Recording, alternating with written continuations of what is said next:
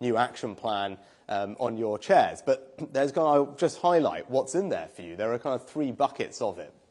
The first is that we need to make sure that we give antisocial behaviour the urgency that this subject deserves. So what we're going to do is use far more hotspot policing, where we make sure that our police target the areas that are of most concern. It's been proven to work in lots of different places.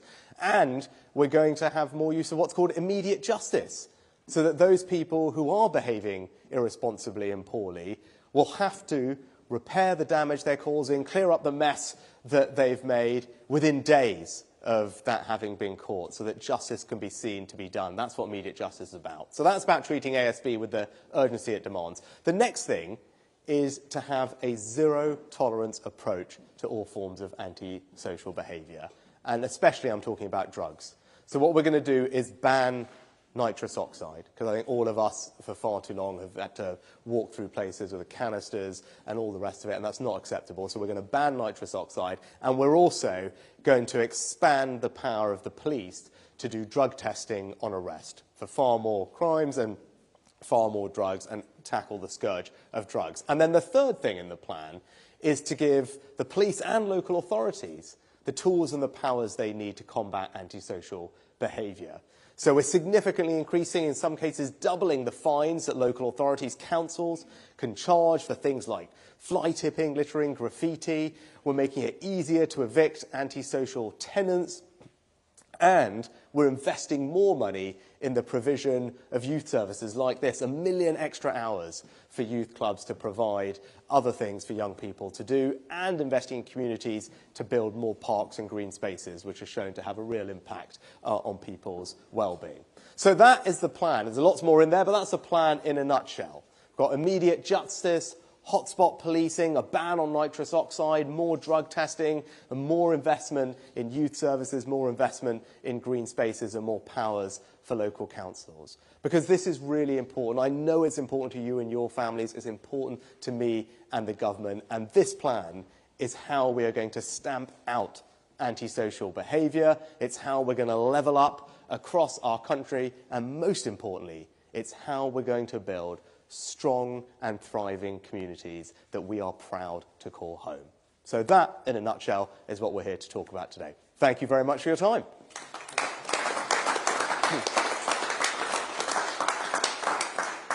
Right, I'm going to throw it open. Feel free to ask me anything you want. That's what I'm here for. We should talk about ASB a bit, because that's important and topical. But anything else on your mind as well, I'm here for anything and everything. So I'll throw it open, and who wants to go first? Yes, sir.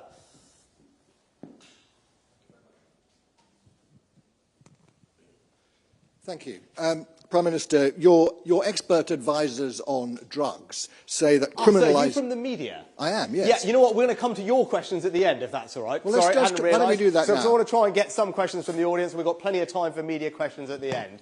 Right, perfect. Right, so who do we have? We have, yes, sir, here. Prime Minister, how do you go about reporting the antisocial behaviour and shoplifting? And if it's the non-emergency phone number, have you ever tried that non-emergency phone number? It's the most frustrating thing in the world. Yeah, no, that is a very good point. And, you know, one thing, when we were putting this plan together, you know, what you just said, we heard a lot from people. And, you know, actually, if you look at it, oddly enough, police recorded incidents of antisocial behaviour are down 35% in the last year or so, or the last couple of years. So you think, gosh, we're making really good progress. And actually, when you talk to people, what's clear is tons of it is not going reported, because too many people feel exactly the way that you do. They're like, it's too difficult, what's the point? And no one would do anything about it, right? And that's what we're trying to fix. So one thing you'll see in there is what we're going to roll out is a new digital tool that it's going to make it far easier for people to report antisocial behaviour, and actually to be able to do it digitally and online, and then get an update on what's happening about it. Now, we're not going to be able to do that overnight, so we're going to have to build that over the course of this year and roll it out. But it's going to address the problem that you raised, right? Because it should be easy. When you see something happening, it should be easy for you to say, this is what I've seen, this is what's going on, and then have the local authority and the police report back on what they've done about it, so that you feel that your concerns are being listened to. The only thing is, there, it takes seconds for the antisocial to take place or the shoplifting. Time we report it online, it goes to wherever it's happened, they've gone. So what do you do then?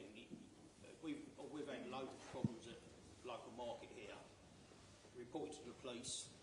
You can set your watch on it every Saturday afternoon. Happened this Saturday twice. They set the fire alarms off. It ruins all our businesses, like, because they've got to go and investigate the fire alarm. They reset the fire alarm. Then, half hour later, they've done it again. But this time they've pressed 2 fire alarms. And there we are trying to earn a living, right, in these rough times, and all the customers are now gone. And then we can't do nothing, right? It's so frustrating, right? I'll just at the end of our tether, to be honest. No, look, and that's why I talked right at the beginning about having high streets and town centres that are thriving, right? You're trying to work hard and run a business, people want to come and do their shopping, and if it's not safe, if it doesn't feel safe, none of that's going to happen.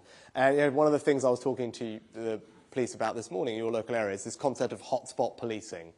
And that's what we're going to roll out far more of, including here in Essex. I see your Police and Crime Commissioner nodding away. And hotspot policing is about exactly that. It's about us knowing what you just said. Because in every area, there's things like that that are happening that we know about.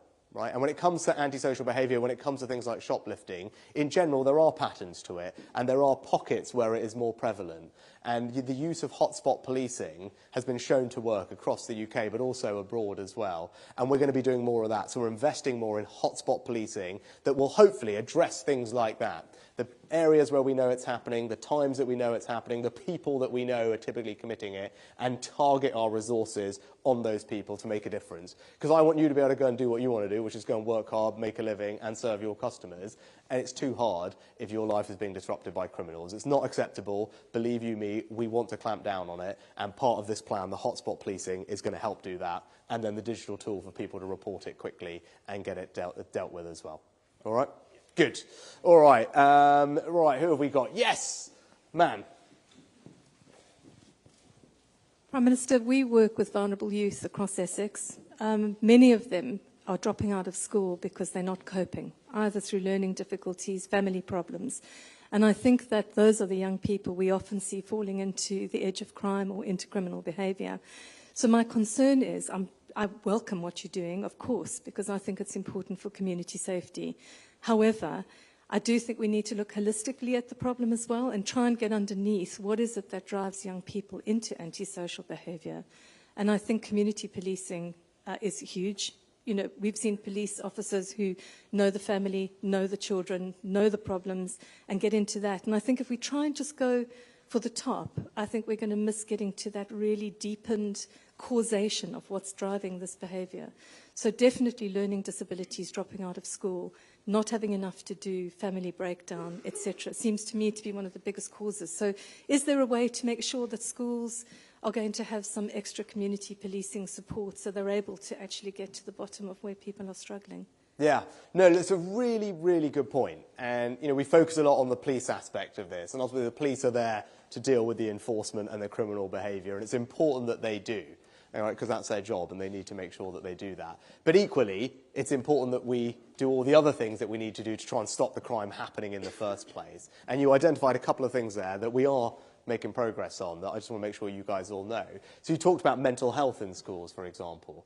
It's one of the, actually one of the very sad legacies of COVID. And you talk to anyone who's involved in schools, the increase in young people's mental health that we've seen over the last couple of years. I can see lots of you nodding, right?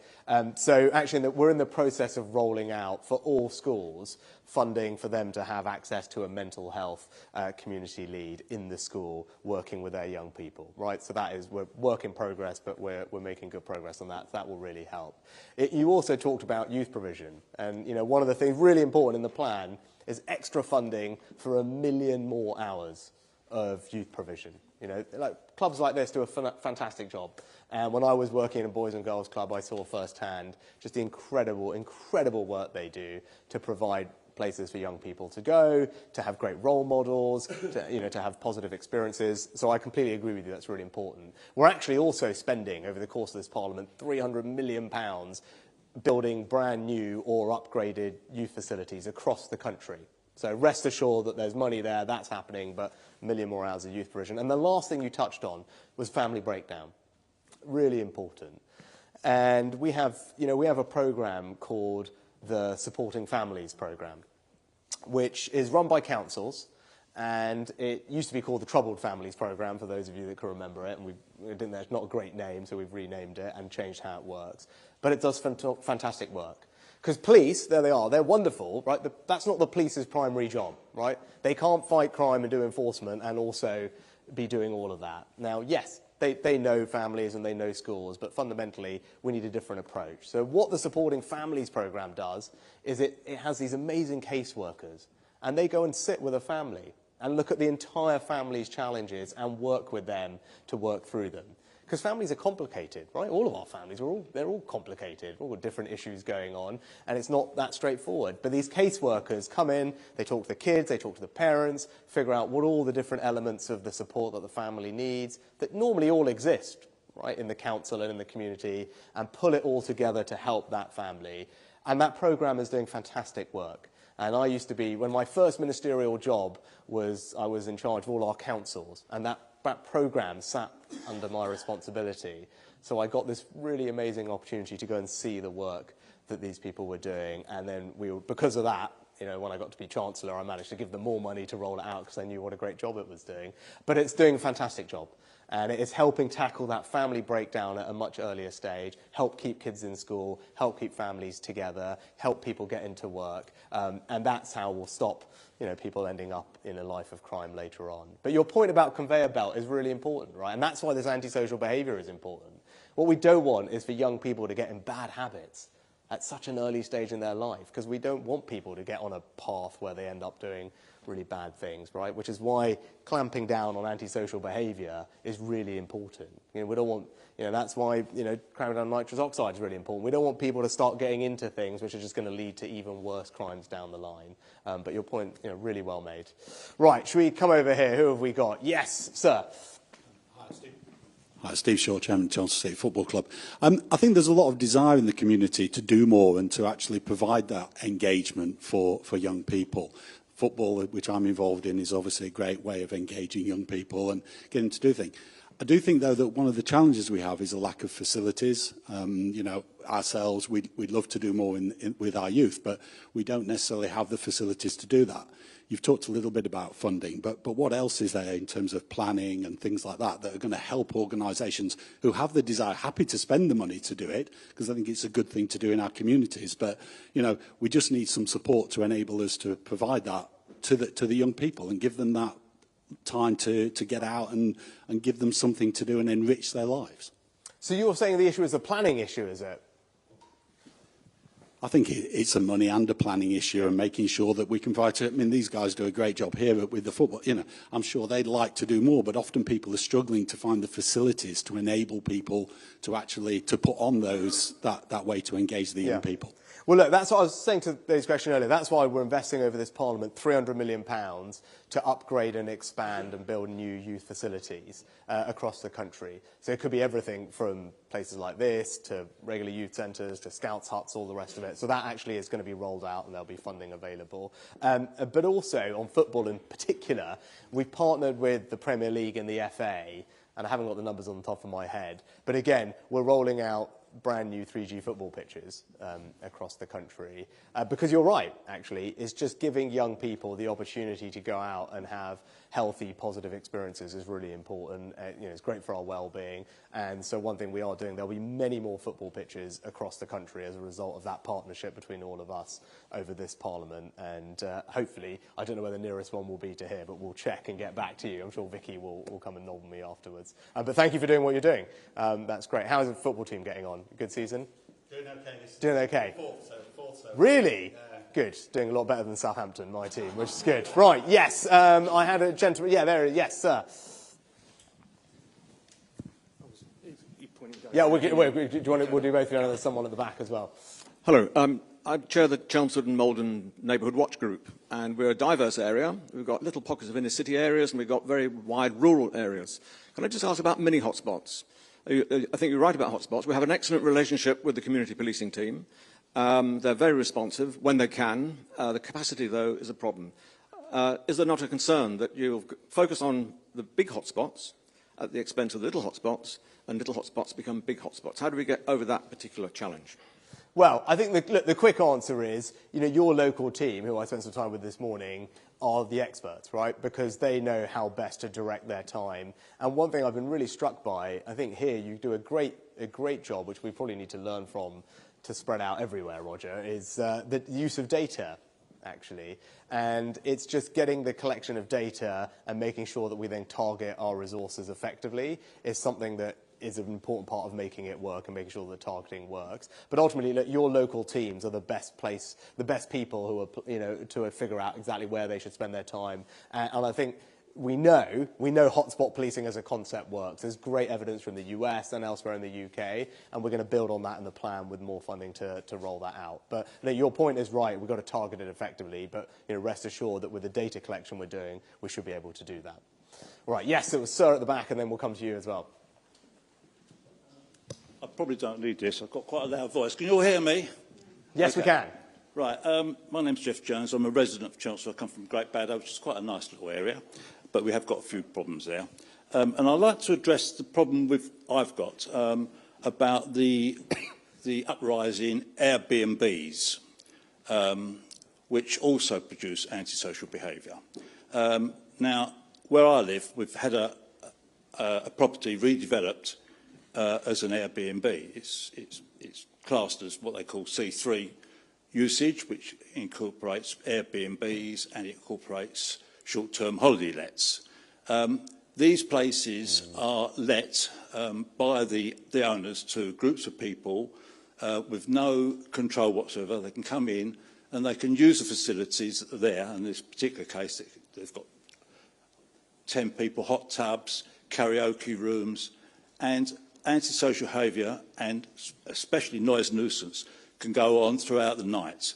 And there's no restriction. And I think there really should be addressing the problems these are causing, with maybe some regulations coming in. My experience, I think everybody's had experience with antisocial behaviour.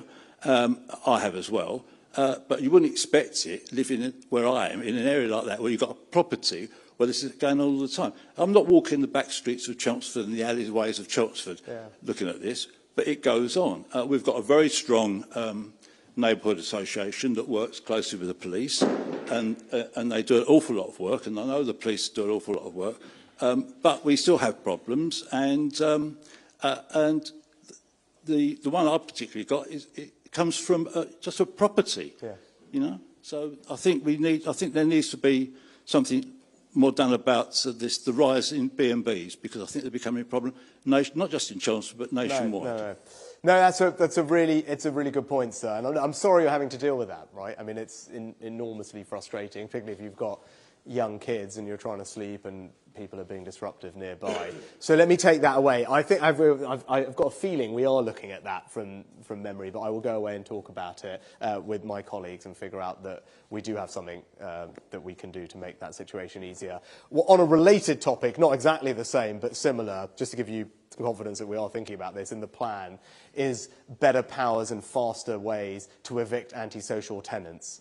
And I think that process has taken far too long, often, for local authorities and private landlords. So what we've got as part of the plan is, I think, a halving of the time it will take to evict antisocial tenants who are doing exactly the same thing, not in an Airbnb capacity, just as a general, day-to-day experience, which is not acceptable, right? And it goes back to what I said at the beginning, right? It's about treating people with respect. Right? It's about that golden rule, right? And it's about treating your neighbours, the people who live near you, with respect and recognising that your behaviour has an impact on them, and just out of common courtesy and decency, yes, you should not be, having incredibly noisy parties at 3 in the morning or people doing all sorts of things, right? Like, that's not acceptable. And that's why we, as I said, strengthen the powers for eviction of antisocial behaviour. But I'll take away the specific point on regulation, licensing and things like that of Airbnb. I appreciate it. Yes, sir. Hi. I've lived in Chelmsford my whole life, so I know the streets quite well. I think the Conservatives have dropped the ball a little bit, to be honest. I know it's all good talking about this laughing gas, but that is the least of your problems.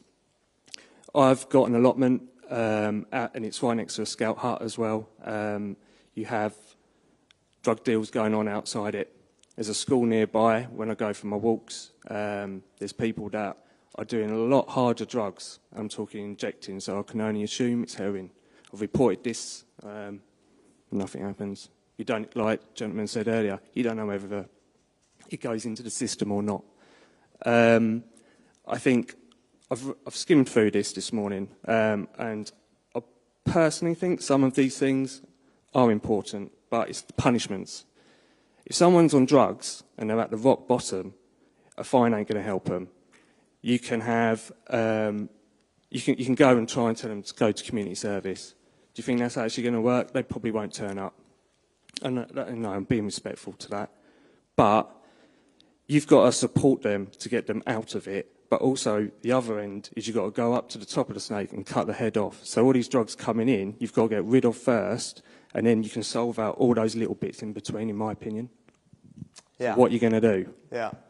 No, you're right. Right? I mean, drugs are appalling. Right? Like, drugs are a scourge on our communities, on our young people, and there's a direct link between drugs and all sorts of other crime, including violence. And that's why, you know, we've been particularly tough. And you talk about, you know, nitrous oxide, laughing gas, right? You know, yes, it's not heroin, but it's the third most taken drug amongst young people in the country, right, behind cocaine and cannabis, and causes all sorts of trouble.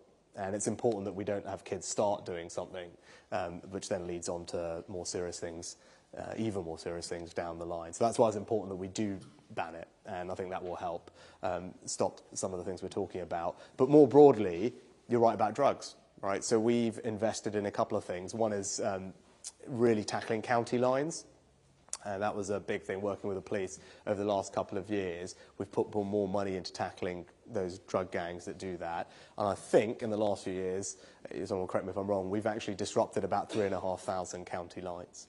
And it's making good progress, right? But of course, we need to do more. I agree with you, right? Community sentences for that are not appropriate. And that's why what we're doing in here is far stronger than that. Those are criminal offences that carry criminal convictions and sentences for that when people break those rules, right? And actually, nitrous oxide it's already illegal to sell nitrous oxide for psychoactive reasons, but you know it hasn't obviously worked because we all walk around and see it everywhere and see far worse things.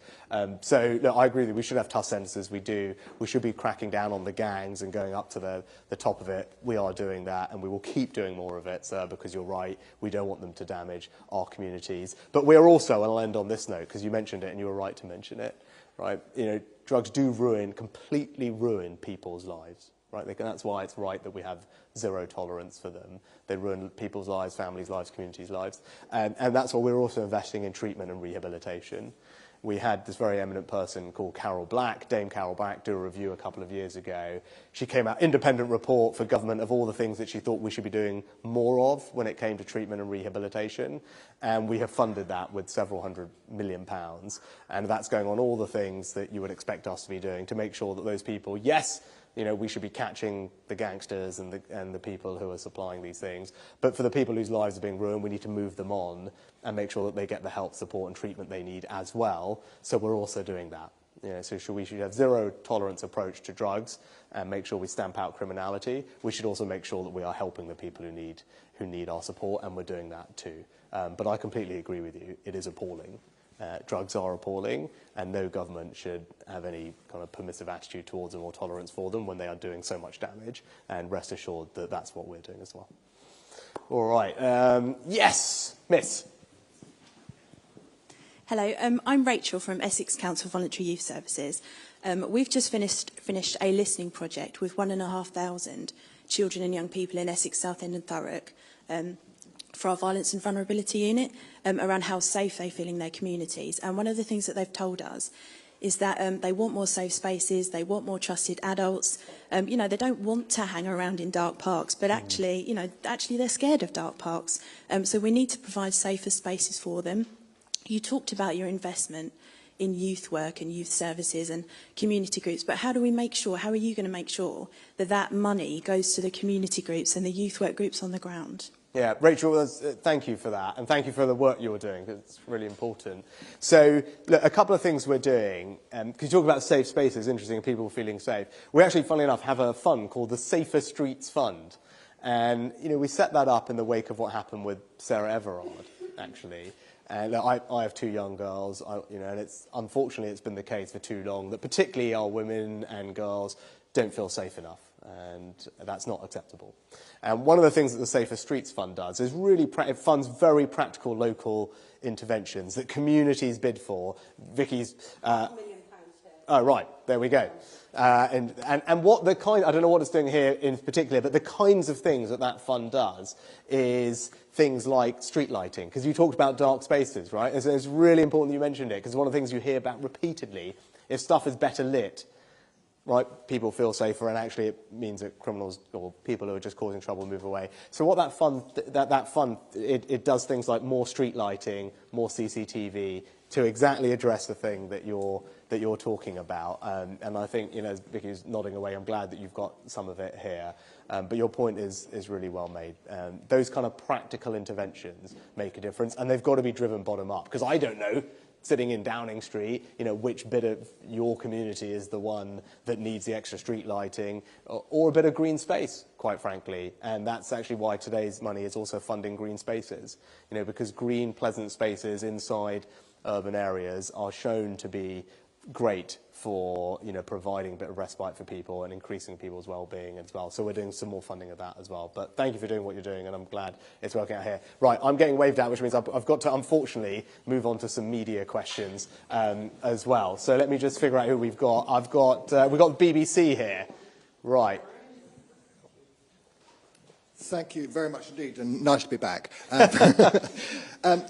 Your expert advisors on drugs say that criminalising the use of nitrous oxide will have, in their words, significant unintended consequences. It risks harming children and empowering criminals. Have you had enough of experts? Right, so on nitrous oxide, I saw you guys nodding away when I was talking about it, right? I think, quite frankly, I and almost everyone else is just sick of having to deal with nitrous oxide canisters when they're walking through their communities, right? And it's about being in your community, being in your park, being on your high street, your town centre, and not having to see these things strewn around. Not seeing. I'm just trying to answer. No, if you just let me answer the question, that'd be great, right? And it's not just about the littering, but it's about the damage that are being done by the people who are using it. Right? It's about people throwing them out of their cars. It's about people driving on it. It's about, we talked, your very powerful question earlier about what drugs do more generally. And I think it's important that we have a zero-tolerance approach to drugs, and that's why I think it's important that we ban nitrous oxide for all the damage that it does. And it's something that I hear repeatedly when I'm out and about around the country from people who say, look, this thing is a scourge. It's as we were talking about, it's the third most taken drug by young people today, right, after cocaine and cannabis. That's not good, right? It's actually already been banned in places like the Netherlands, right, and California, not obvious places that you would think of for doing this, but they've actually banned it, and it is already illegal in this country to sell nitrous oxide for psychoactive uses, right? It's already illegal, but that ban is not working because that's what's happening. And there is a clear link between it and all these other things. So for all those reasons, and indeed your very powerful question, sir, earlier, I think it's right that we are tough on drugs. And I think this is something that lots of people have spoken to me in the government about, and I think it's important that we take action to deal with it, and that's what I'm really pleased that we're doing today. Next question from Heart Radio. Henry Riley from Global Radio. Prime Minister, in light of the report from the Children's Commissioner today, should children as young as 8 be strip-searched? And on the action plan that you've got today, I note that you say the government's on track for the 20,000 police officers by the end of the month. Are you hoping there are some Catherine Caywoods among those ranks? So, look, on the report over the weekend, it's obviously concerning. We take the safeguarding and welfare of children really seriously. The police do. Everyone does. Of course they do. So, what I'd say on that is the IOPC, the Independent Office of Police Conduct, is already actually looking at some of the higher profile cases anyway. So that work is ongoing. And the Home Office and the Home Secretary are going to very carefully consider the findings of the Children's Commissioner's report before deciding on the right course of action. So I can't say more about it right now. Obviously, we've just got the report. The Home Office is going to go through it in detail. And the Independent, as I say, Office of Police Conduct are looking at some of the more high-profile cases as they should be, because we all take the welfare and safeguarding of children seriously, and it's right that we address these things properly. So that's what's happening. And on the police officers, look, this is one of our signature commitments. So we're going to put 20,000 more police officers on the street. We're going to be there at the end of the month. I think there are record numbers of police officers right now in Essex, which is fantastic, doing a great job. And look, yes, there've been some. We all read the Casey report or heard reports of it the other week. It's appalling, right? Quite really appalling to read some of the examples of that abuse of power that have been happening. And it's right that we stamp that out, make all the changes that are required, whether that's the mayor, the new Metropolitan Police Commissioner, everyone working together to have change. But there are also countless examples of police officers doing a fantastic job in their communities to keep us safe, working very hard to do so. I had the pleasure of meeting some of yours this morning, and we should also be grateful to them and continue supporting them to keep doing the great job that they're doing for us too. Next, we got Sky News. So just very quickly, right. Question with police. This often comes up is people say, can we get more police on the streets? That comes up all the time, okay? I think we've spoken to the police, and the assumption of the police is that it's better to get the police into cars because they can react quickly to incidents. So they attend incidents and they come back. What we should be doing is to get more police. If they're coming back from an incident, drive round these problem areas just so they've got a presence on the street. Could we not get a little bit more presence on the street through this way? I can understand they might have limitations with getting bobbies on the beat, walking round, but surely we could get a little bit more presence on the street. So look, I think having more police officers is a good thing. That's why we've got 20,000 more of them. Making them as effective and as visible as possible is also important, right? So, that I would leave those kind of operational decisions to the teams themselves and to Roger, your Police and Crime Commissioner. But I broadly agree with you. Like, we want our police officers to be visible and to be effective. Part of that is, it's probably not me to micromanage how much they're in a car versus how much they're walking on the street. But what I can do is ensure that we're giving them the powers they need to do their job effectively, whether it's stop and search and other things, which we're doing. Whether it's removing as much of the bureaucracy and paperwork from their job as we can, so they can focus on, actually doing the job that you want them to do, which we're doing that as well. And, to the lady's question earlier on about making sure that all the other bits of local councils, state, government, the health service, children's services are doing their jobs, so the police are not having to pick up and try and do all those other things again, so they can focus on what they want to do and what you want them to do. So that's something we're working on as well, so we can just make sure that our police are as effective as possible in doing the things that we want them to do. Right, Sky News. I'm getting hurried up to rattle through. Prime Minister, you say in this action plan that you're going further than the Advisory Council on the Misuse of Drugs recommended. Well, they recommended that you tackle the illegal supply of nitrous oxide. And a Sky News investigation you might have seen showed that some shops are selling it without verifying ages and even giving balloons with the canisters.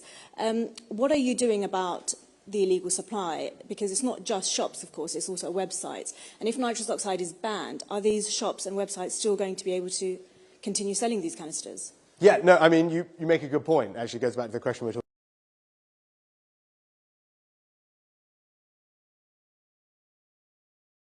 about active substance for usage.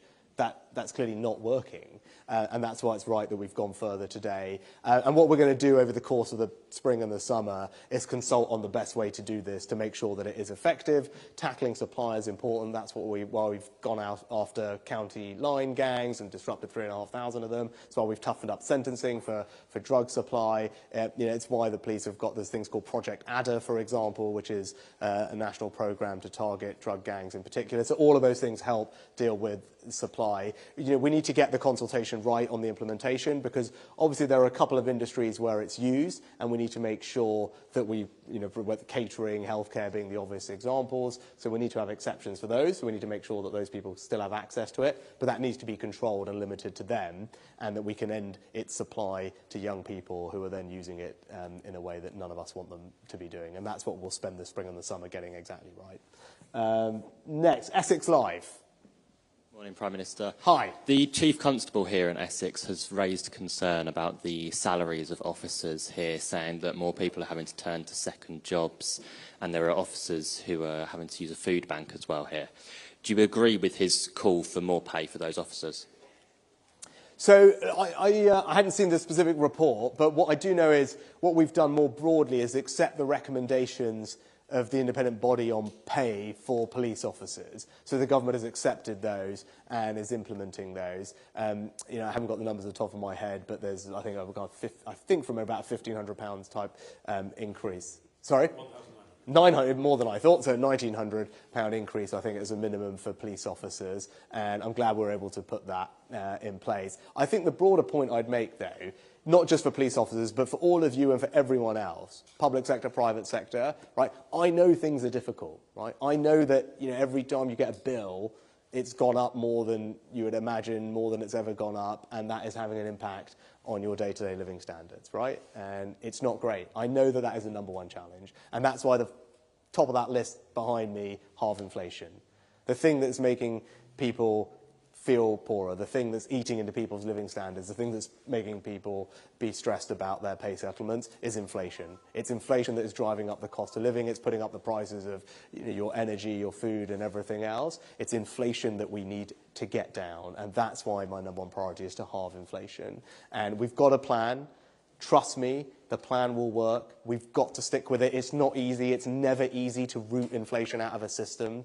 But it is not some abstract economic thing. It is inflation that is the thing that is causing all these troubles, right? It's why you're asking me about pay. It's why you're all struggling with energy bills. It's inflation that is doing that, which is why it's really important we stick to our economic plan, we get inflation down, and everything will feel better when we do that. I promise you, right? And, you know, if there's nothing else, I think you can trust that I know how to manage an economy, and you've seen me do it, right? Once we sort this out and we get inflation down, life is going to feel a lot better. And the plan that we've got is the right one. And if we stick to it, I think, you know, you're going to see that in your bank accounts. You're going to feel a lot better about things by the end of the year. All right. Next, we've got the Sun. Prime Minister, we have seen anti-social behaviour crackdowns under every Prime Minister since Blair. Why should we believe you that you're actually going to get this done? And if I may, on small boats, are you concerned this morning that reports that your Home Secretary is being seen as a sock puppet under the influence of Tory MPs who see that your small boats plan doesn't quite go far enough? Look, so on... cheeky with your two questions, Ryan, but I'll do them quickly. But look, on antisocial behaviour and on me, I've had this job for a few months, right? You guys saw me in the pandemic. You know, you saw what I did. You know, I said I would do these things. I delivered them in the pandemic. As your Prime Minister, I'm very clear about what I'm going to achieve for you. You've seen over the last few weeks, we're getting things done. Okay, we are getting things done, right? Yes, the situation is not easy. Of course it's not easy. There are lots of challenges I'm grappling with, right? But I'm working my socks off for all of you and everyone else in this country. And, you know, I only promise what I can deliver, and I'll deliver what I promise. It's as simple as that. And that's what you'll see about me. There are 5 things behind me. They're very simple. At the end of the year, you'll be able to have me back, or country will have me back and say, well, how are you doing on these things? And you'll be able to say, is he doing a good job or is he not? And I'm confident that I can deliver on the things that I tell you that I'm going to do for you and everyone else. So, you know, trust me on this, as I say, trust me on inflation, that we will make a difference. And look, we are doing some significant things today, right? We are we are banning nitrous oxide. We're increasing hotspot policing. These are very specific things. We're expanding drug tests. We're putting more money into youth provision. These are specific, practical steps that will make a difference on this, right? And that's that. Oh, look, on tackling boats, this is a massive issue, right? You know, last year we had 45,000 people come to our country illegally, and it's putting an enormous pressure on the system. That number has gone up 4 or 5 times in just a couple of years. All of you have seen the struggle we're having with hotels and everything else, the cost that all of you are having to pay, £5.5 million a day in hotel costs. So it's absolutely right that we get to grips with this problem, and we do it in a compassionate, fair and moral way. And I passionately believe that what we are doing, the way we're going to tackle this problem, is the compassionate way to do it. Because ultimately, all of us, right, this whole country is a generous country. We want to help the most vulnerable people in the world. Of course we do. Right? At the moment, we're not able to even do that because of what's happening to our system, which is why we've got to get a grip on it. And I'd say that the Home Secretary has done a superb job. The Home Secretary and I have worked incredibly closely for the last few months since we've had this job to get the legislation exactly right. It's not easy, right? It is not easy. We need something that is going to be robust, that's going to be effective, and that's what we've got. We've got a new law to stop the boats that's gone further than any other government has ever done, right? So it is a tough piece of legislation, the likes of which we've never seen. But it's important that it's effective, which it will be, but it's also important that we abide by our international obligations, right? This is a country and a government that does follow the law. Of course that's important. You know, we are confident, right? The Home Secretary is confident, I'm confident we've designed a piece of legislation that will tackle this problem and do so whilst being in compliance with laws that we are a party to. I think that's what all of you want, right? You take our reputation as a country seriously. You know, we have found a way to do it. We worked very hard on it. The Home Secretary sat there with me and helped do it over the next few months, and together she and I are going to deliver it. Right, and lastly and quickly, the Telegraph. Thank you, Prime Minister. Just firstly, on tax briefly. Since your tax return was issued, there have been murmurings from Labour that capital gains tax should be brought in line with income tax. Do you think there is any case for that to be examined? And then just briefly, secondly, on Scotland, will you open discussions with the new SNP leader on an independence referendum? So look, on my tax returns, it was something that I promised I would do in the interest of transparency. I've done it. And look, there'll be a lot of focus on this, that and the other. But I think, look, most of you, I would imagine, as everyone else says to me, is not particularly bothered by it. What they are bothered about what I'm doing for you and everyone else to help with the cost of living. And if there's one thing that I always say when I'm doing these things, there's one policy you can remember, and I never talk about tax policy, because that's Chancellor's job, and when I was Chancellor, I never loved it when the Prime Minister started commenting on tax policy. But, we've just had a budget, so you know what we think about everything. But there's one policy to take away is this, right? We made a difficult decision, I made a decision as Chancellor, to tax the wartime windfall profits of energy companies, exceptionally, and to use that money to help support all of you and everyone else with your energy bills. That support is paying about half of a typical family's energy bill, half, and it's worth about £1,500, right? So that is what we are doing. That is what this government's values are. That's what our priorities are. And, I said to you when first day I got this job, I promised I'd help with the cost of living, and that's what we're doing, and that's what people should focus on. What was your other...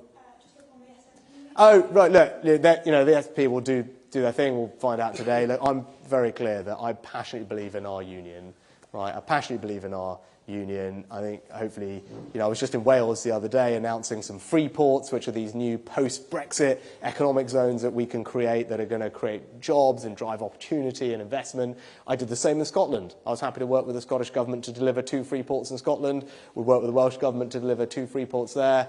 I think all of you have seen the attention and care I've given to resolving the situation in Northern Ireland with the Windsor framework. I care about our union. I think it's very precious. And I always say, look, when my grandparents emigrated, to this country, they didn't come to England. They came to the United Kingdom. And that's because the UK represented a really powerful set of values. And ultimately, it's those values that bind us all together. It's not geography. And that idea that inspired my grandparents to emigrate here, the idea of what the United Kingdom stood for, what we were all about as a society, as a community, that is powerful, it's inspiring, and I will fight very hard to protect it every day that I'm in this job. Good. All right. Thanks very much, everyone. Nice to see you.